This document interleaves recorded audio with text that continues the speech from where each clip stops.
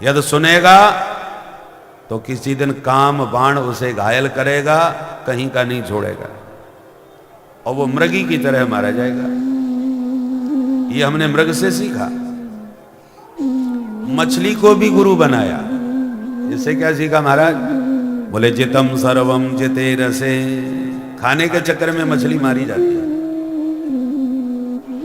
कांटे में आटा मिला करके फेंक दिया पानी में, मछली ने आटा खाया, आटे में कांटा जो लगा था वो नहीं दिखा और फंस गई मछली और मारी गई। साधु को चाहिए जीने के लिए खावे, खाने के लिए न जिए। जिह्वा पर नियंत्रण रखे, निमंत्रणों के पीछे न भगे कि उनके यहाँ खीर बहुत बढ़िया बनती है, उनके यहाँ कड़ी बहुत जोरदार बनती है, तो चटोरी जीव का स्वाद लेने के लिए इधर उधर भागे फिर रहे।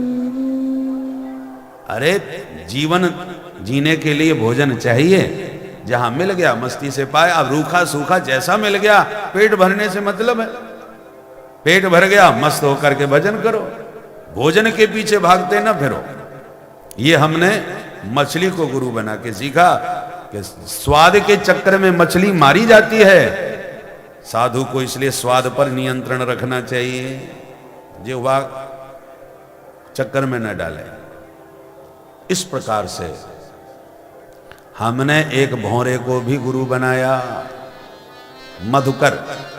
मधुकर से क्या सीखा? साधु को माधुकरी वृत्ति से रहना चाहिए।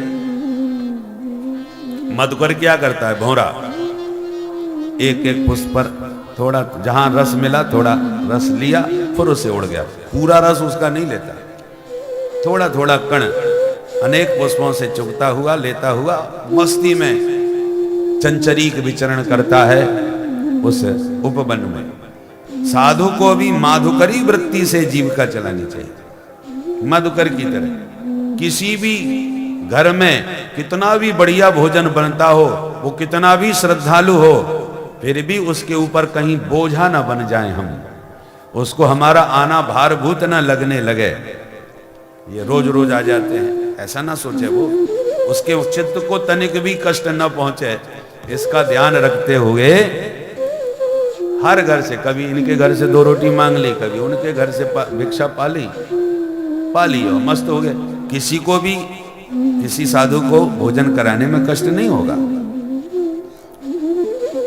तो मधुकर की तरह महात्मा मधुकरी लेता हुआ मस्त विचरण करे। ये भौरे से सीखा। हमने एक भृंगी कीट को भी गुरु बनाया। उससे क्या सीखा है? बोले एक कीड़े को पकड़ के भृंगी एक मिट्टी के ढेर में कैद कर देता है और उसमें गुनगुनाता रहता है।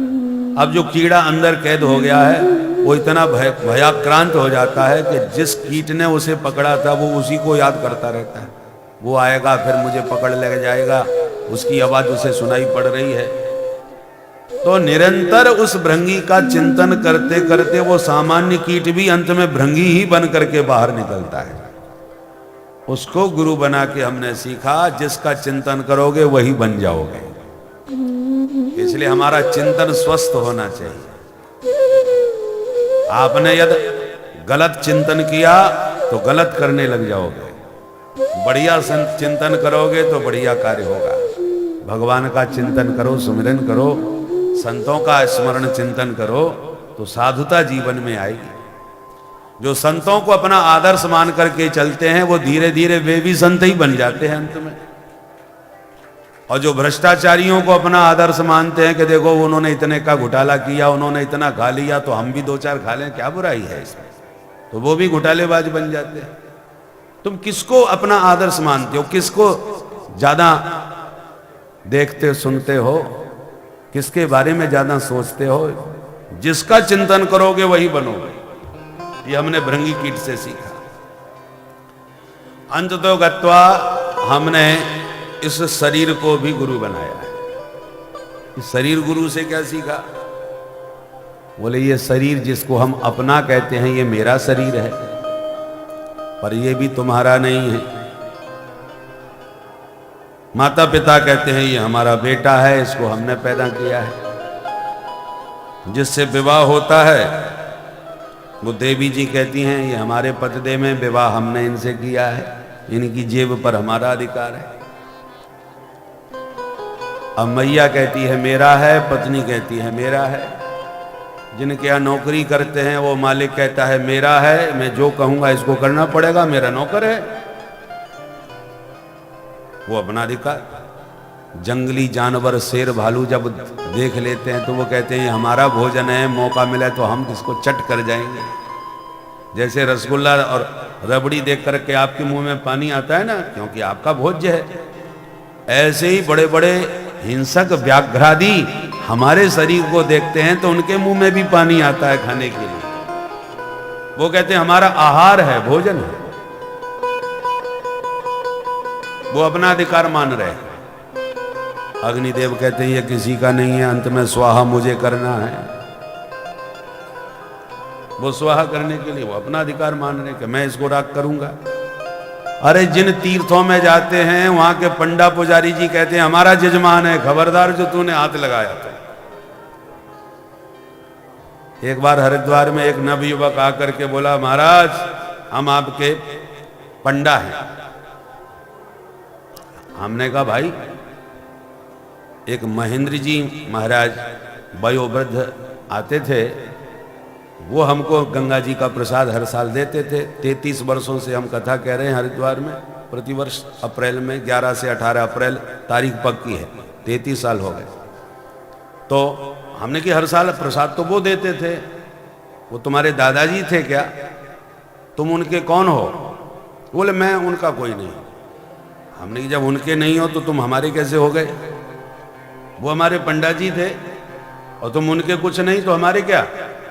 बोले बात ऐसी है महाराज जी, वो महेंद्र जी जो थे वो तो पधार गए, उनके दोनों बेटे थे, उन्होंने सर्विस कर ली, पंडागिरी छोड़ दी। तो हमने उनसे कहा कि तुम अपने जजमान हमको दे दो। तो 2 लाख में हमने उनके सारे जजमान खरीद लिए।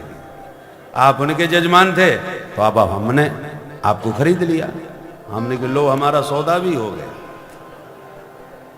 उन्होंने बेचा, उन्होंने खरीदा और हम बिक गए, हमको पता ही नहीं चला।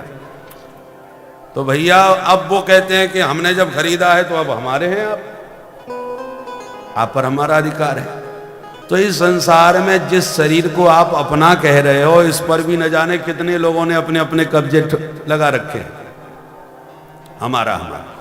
और बाहर के कब्जे हैं सो तो हैं ही हैं, इसके भीतर बैठे बैठे जुए और खटमल और न जाने कौन कौन जो छोटे छोटे कीटाणु होते हैं ना, वो कहते हैं ये तो हमारा घर है, इसमें तो हम रहते हैं।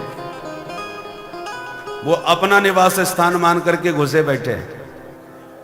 अब जरा सोचिए, 5 भौतिक कलेवर जिसके साथ आप पैदा हुए हो उस पर भी एकमात्र तुम्हारा अधिकार नहीं है। तो जो मिट्टी के भवन बनाए हैं और जो कागज के नोट लिए घूम रहे हो, इनमें से ये तुम्हारे क्या हो पाएंगे? यहीं मिला और यहीं छूटा, शरीर भी यहीं मिला, यहीं छूट जाएगा। धन वैभव भवन जो भी कुछ मिले, बंधु बांधव भी जो मिले, वो पैदा होने के बाद यहीं तो मिले हैं, यहां मिले हैं, यहीं छूटेंगे। आप अकेले आए थे और अकेले ही जाओगे। इसलिए जब अकेले ही जाना है तो वहां की पूरी तैयारी रखना चाहिए ताकि अकेले में डर न लगे। पारलौकिक यात्रा आपकी निर्भीकता के साथ मस्ती से हो गए, उसके लिए हमें पूरी तैयारी करके रखना चाहिए। बोलो भक्तवत्सल भगवान की। इस प्रकार से भगवान दत्तात्रेय के 24 गुरुओं का वर्णन किया, बद्ध और मुक्त का स्वरूप समझाया। बद्ध और मुक्त दोनों शब्द ही मिथ्या हैं। बद्धो मुक्त इति व्याख्या गुणतो में न वस्तुतः। भगवान कहते हैं ये बद्ध और मुक्त कहने को है, वस्तुतः ये व्यर्थ है। बोले वाह महाराज, 7 दिन तक आप यही कथा कहते रहे कि मुक्ति चाहिए, मुक्त हो जाओगे। अब कह रहे हो ये मुक्ति शब्द ही बेकार है। मुक्ति किसे कहते हैं? मुक्तिर्हित्वान्यथा रूपो, मुक्तिर्हित्वान्यथा रूपम स्वरूपेणा व्यवस्थिति। हम जिस देह में जाते हैं उसी को मैं मान के फंस जाते हैं। अपने समस्त अन्यथा रूप का परित्याग करके अपने वास्तविक रूप को पहचान के उसमें स्थित हो जाने का नाम मुक्ति है। बोलो राधे राधे। अपने स्वरूप का विवेक होना चाहिए। मुक्त माने, अच्छा देखो, मुक्ति माने, मुक्ति का अर्थ क्या होता है? छुटकारा, बंधन से छुटकारा। तो हम किस में बंधे हैं भाई? इस पर विचार करो। बंधन पर जब विचार करोगे तभी तो छुटकारे पर विचार किया जाएगा। खोला कैसे जाए? कोई नहीं बंधा है, सब स्वतंत्र है, परंतु फिर भी रोते रहते हैं, हे भगवान हमें इससे छुटकारा दिलाओ, हमें मुक्ति दो। तो मुक्ति किससे चाहिए तुम्हें भाई? कहां बंधे हैं आप? विवेक से जिस दिन विचार करोगे उस दिन ये मुक्ति शब्द आपको व्यर्थ दिखाई पड़ने लगेगा। मुक्ति है नहीं, क्योंकि बंधन नहीं। बंधन होगी तो मुक्ति होगी, और बंधन है तो जैसे बंधन झूठा बंधन है वैसी झूठी मुक्ति है। जैसे एक कुम्हार के कई गधे थे, 10 गधे थे। दिन भर काम करता था, शाम को लाके बांध देता था। एक बार जब बांधने लगा तो रस्सी खो गई, एक 9 तो बंध गए और एक बेचारा खुला रह गया। अब रस्सी ना मिले, कैसे बांधे? बोले चलो ठीक है। उसने झूठ मूठ का ऐसे ही हाथ घुमा दिया, गधा तो गधा रहा। उसने समझा कि बांध दिया तो शांति से खड़ा रहा। अब जो बंधे थे उनको उसने सबको खोल दिया, एक तो खुला ही खड़ा था, पर उसमें कई डंडे बजाए, उसने टस से मस नहीं हुआ, वो बंधा ही रहा, माने वो खड़ा ही रहा। अब किसान परेशान कि चल क्यों नहीं रहा। तब बाद में उसे ध्यान आया कि मैंने रात में इसकी बुद्धि में बंधन का भ्रम डाल दिया था। अब झूठा बांधा है तो झूठा खोलना भी तो पड़ेगा। उसने दोबारा ऐसे गले पर यूं ही हाथ फेरा, गधे को लगा खोल दिया, सोई उसने दौड़ लगा दिया। अब न तो उसे बांधा न उसे खोला, पर गधे के बुद्धि में यही आया कि मुझे बांधा और इतना मारने के बाद अब खोला। ऐसे ही कोई नहीं बंधा है संसार में, सभी मुक्त हैं, परंतु हमने धीरे धीरे अपने को जानबूझ के बांध लिया है। जब हम पैदा हुए थे बिल्कुल मस्त थे और मुक्त थे। भूख लगी खा लिया, प्यास लगी पी लिया, कष्ट हुआ रो लिया, कितने मस्त थे। अब दूतों की तरह बच्चों की स्थिति होती है। अब धीरे धीरे मैं और मोर तोरते माया, ये मेरे हैं वो तेरे हैं, ये मेरा है वो तेरा है, यूं करते करते करते हमने इतने बंधन बांध लिए कि अब कहते हैं महाराज मरने की फुर्सत नहीं है, बुरी तरह फंस गए दुनिया में। अरे तुम्हें किसने पकड़ रखा है भाई? परंतु कहते हम यही है कि फंस गए। बंधन है नहीं, मन से हमने अपने आप को बांध लिया है, और जितने बंधन हैं उन्हें हम खोल नहीं पा रहे और नए नए बंधन बांधते जा रहे हैं। मृत्यु निकट आ रही है और योजना फिर भी आगे की बढ़ाते जा रहे हैं। एक बंगला वहां और होना चाहिए हमारा। 4 दिन के जीवन में न जाने कहां कहां के हमने बंगले बना रखे हैं और नई नई योजना बनाते जा रहे हैं, जबकि जाने का समय हो रहा है। अरे भाई ट्रेन से जब उतरने का समय हो तो बोरिया बिस्तर और बांध लेना चाहिए कि जल्दी हड़बड़ी में कहीं कोई सामान छूट ना जाए। घबराहट होती है फिर उतरते समय। एक स्टेशन पहले से ही सामान पैक करके रख लेना चाहिए, और स्टेशन आने वाला है उधर बिस्तर बिछाए जा रहे हो, सामान और फैलाते जा रहे हो, तो उतरने में घबराहट नहीं होगी क्या? मरते समय वही घबराते हैं जिनकी तैयारी पहले से नहीं होती। इसलिए सजग रहना चाहिए। एक चौधरी साहब थे, उनको भैंसों से बड़ा प्रेम था। एक 25,000 की भैंस खरीदी जिसके बड़े बड़े सींग गोल गोल। चौधरी देखते तो खुश हो जाते, देखो भैंस देखो मेरी, जो आता उसी को दिखाते। 25,000 की खरीदी है महाराज, बहुत जोरदार है। पर जब जब भैंस को देखते, उसके गोल सींग देखते ही उन्हें मस्तिष्क में विचार आता कि इस भैंस के सींग की गोलाई बिल्कुल मेरे सिर के बराबर होगी। मैं अपना सिर डालूं तो भैंस के इस सींग के गोलाई में बिल्कुल फिट बैठेगा, यहां तक मेरा अनुमान है। तो जब भी भैंस का सींग देखते वो यही सोचते फिर मन में एक दिन आया कि एक बार मैं प्रयोग करके तो देखूं मेरा अनुमान कितना सही निकलता है, सिर फिट बैठेगा कि नहीं। परंतु आप सबके बीच में ऐसा करेंगे तो लोग हंसेंगे। कभी मौका मिलेगा अकेले में देख लेंगे। मौका नहीं मिला, 6 महीना बीत गए। 6 महीने के बाद अचानक एकांत में भैंस बैठी बैठी ज्वारी कर रही थी। चौधरी जी की दृष्टि पड़ी, बोले यही मौका बहुत बढ़िया है, कोई नहीं देख रहा, चलो आज प्रयोग करके देखते हैं कि हमारा अनुमान कितना सही निकलता है। भैंस आराम से बैठी थी, चौधरी सामने धीरे से उसके सींग की गोलाई में अपना सिर लगाया, बिल्कुल फिट बैठ गया। वो बिल्कुल अंदाज सही निकला, ठीक उस सींग में सिर चला गया। पर भैंस को थोड़ा अजीब लगा, उसने थोड़ा इधर किया और वजन चौधरी जी के सिर का लगा, वो एकदम डर गई, वो एकदम हड़बड़ा के खड़ी हो गई। अब चौधरी जी का सिर फंस गया उसमें। ऐसे फंसे महाराज के चौधरी जी खूब कोशिश करें निकालने की, वो सिर ना निकले, बुरी तरह फंस गया। अब भैंस भी इतनी घबरा गई कि ये क्या लटक गया भाई, वो भी मोटी बुद्धि, भागी खूंटा तोड़ करके शहर की तरफ। अब शहर के लोगों ने कहा, अरे चौधरी साहब कैसे फंस गए, ये क्या हो गया। चौधरी साहब ने कहा, पहले सिर तो निकालो तब बताऊं। और हल्ला मच गया पूरे शहर में, भैंस पकड़ में ना आवे ठीक से। उधर घर खबर किसी ने कर दिया, अरे चौधरी साहब फंस गए। कहां फंस गए, बोले सींग में फंस गए। चौधरानी बेचारी परेशान, क्या हो गया भाई, कहां फंस गए। बड़ी मुश्किल से गांव के लोग इकट्ठे हुए, भैंस को पकड़ा झकड़ा, चौधरी साहब को खींच करके निकाला, कई जगह से छिल गए, बाल ही साफ हो गए। अब बताओ हुआ क्या ये।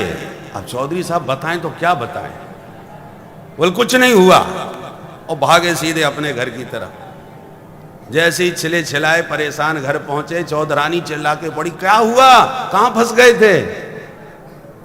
हमने सुना सींग में आपने अपना सिर फंसा लिया। हमेशा जब देखो तब उठपटांग काम करते हो, मती मारी गई थी तुम्हारी, बिना सोचे काम करते रहते हो।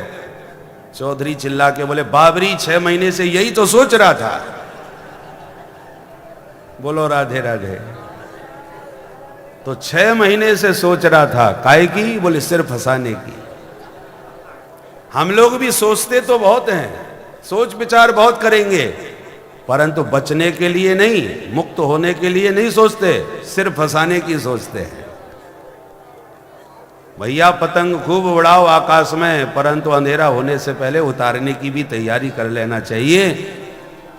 उसी प्रकार जीवन में खूब ऊंचाइयों को प्राप्त करो, खूब संसार में कमाओ, यश कीर्ति बनाओ, परंतु समय रहते इस उड़ती पतंग को उतार लेना चाहिए।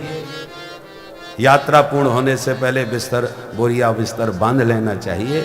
ऐसी परलोक की भी तैयारी हर जीव को कर लेना चाहिए समय रहते। इस प्रकार से बद्ध और मुक्त का स्वरूप बतलाया। भगवान कहते हैं, बहुत से मेरी प्राप्ति के साधन हैं, पर सबसे उत्तम और सरल साधन है सत्संग।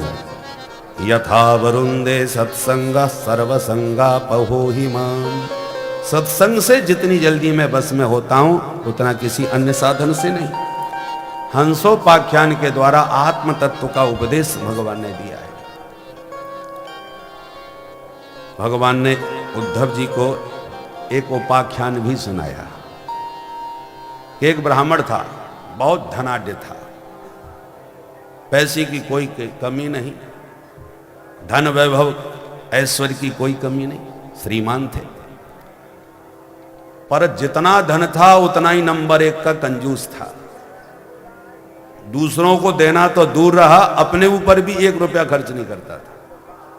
रूखी रोटी खाता था, फटे कपड़े पहनता था, देता लेता कुछ नहीं, खाता पीता भी कुछ नहीं। धन की 3 गति होती हैं, दान, भोग और नाश। तो ना दान दिया ना भोग किया।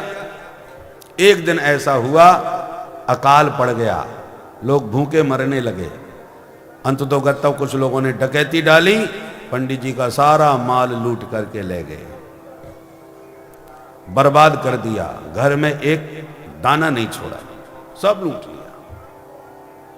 अब जिस धन में इतनी आसक्ति थी कि स्वयं उसका उपभोग नहीं करता था, प्राण से भी अधिक अर्थ में प्रीति रखता था। चोर नहीं जानता कि मैं चोरी करने जा रहा हूं, यदि पकड़ा गया तो क्या होगा। डकैत लोग नहीं जानते कि हम लूटने जा रहे हैं, किसी भी गोली का शिकार हो सकते हैं, पुलिस वाले मार सकते हैं। पर धन की इतनी जबरदस्त तृष्णा होती है कि प्राण की बाजी लगा करके भी लोग पैसा कमाना चाहते हैं। मर जाएंगे तो मर जाएंगे, माल तो मिलेगा। अरे जब माल मिल ही जाएगा और तू मर जाएगा तो माल किस काम में आएगा। प्राणेभ्योऽपि च ईप्सितः, धन प्राण से भी अधिक लोगों को प्यारा लगता है। तो ब्राह्मण ने सोचा जिसको मैंने प्राणों से अधिक प्यार किया वो मेरा सारा धन चला गया, मैं बर्बाद हो गया। इस घटना से ब्राह्मण को इतना तीव्र वैराग्य हो गया कि सचमुच से सारा संसार नश्वर दिखाई पड़ने लगा। वैराग्य सच्चे मन से हुआ था ब्राह्मण को, इसलिए वो वैरागी बन के अवधूत बन के विचरण करने लगा। पर संसार का अपना दृष्टिकोण होता है, जो देखता वही कहता देखो इस पाखंडी को, पैसा था सीधे मुंह बात नहीं करता था, अब लुट गया, बर्बाद हो गया, सो महात्मा बन गया।